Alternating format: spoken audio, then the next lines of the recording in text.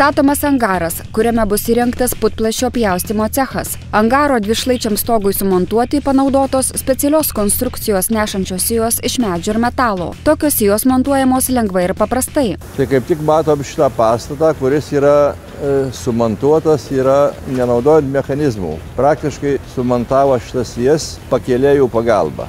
Montažas yra technologiškas projektų numatyta, kaip jas sutvirtinti kraige, elementarūs mazgai, kurie nereikalauja jokio didelio pasiruošimo. Sijos susideda iš klijuoto medžio tašų, kurie sujungti specialiu cinkuoto ir dažyto štampuoto plieno tilteliu. Palyginus su panašia klijuoto medžio konstrukcija, šios medžio ir metalo sijos yra dvigubai lengvesnės, nereikalauja papildomų atramų ir yra tvirtos. Objektas yra tikrai gana didelis ir tarpatramis čia yra 21 metras. Galimybės yra sumontuoti maksimum iki 30 metrų tarpatramį. Ir sijų čia yra panaudota 46 santvaros. Čia jau galima vadinti, kad yra santvaros su metalinė temple. Sijų konstrukcija leidžia juose išvedžioti inžinerinius tinklus. Tiltelio pačioje ir viršuje yra iš anksto išštampuotos numatytos vietos elektros laidų ir vamzdžių pravedimui.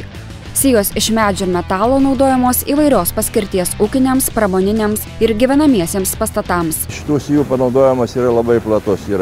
Jos naudojam visoje Lietuvoje ir objektų galima pamatyti montažo metu. Po to jas paslėpia iš viršaus stogas, iš apačios irgi atsiranda kažkokios lubos ir jų nesimato. Kauno senamiestis, renovuojamas kvartalas.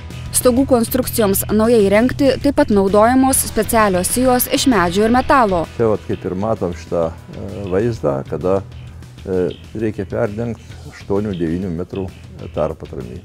Ir viskas sumontuojama rankiniu būdu, be jokių mechanizmų. Čia negalima pastatyti jokio nei krano, nes kadangi jos lengvos yra, jokių problemų nėra sumontuoti. Turime galimybę iš arčiau apžiūrėti ypatingą sijų konstrukciją.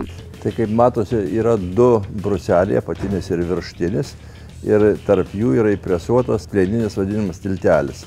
Tai yra čia nepaprastas plieninis tiltelis, jis gaminamas iš spiruoklinio plieno, norint didinti apkrovą, kai pavyzdžiui kartais reikia nedidinti sijos aukščio, neleidžia konstruktyvas. Tada tokiu atveju mes įdedam du tiltelius, kad padidinti sijos apkrovą. Konstrukcija, kurioje dera medžio ir metalo privalumai, nereikalauja papildomų atramų.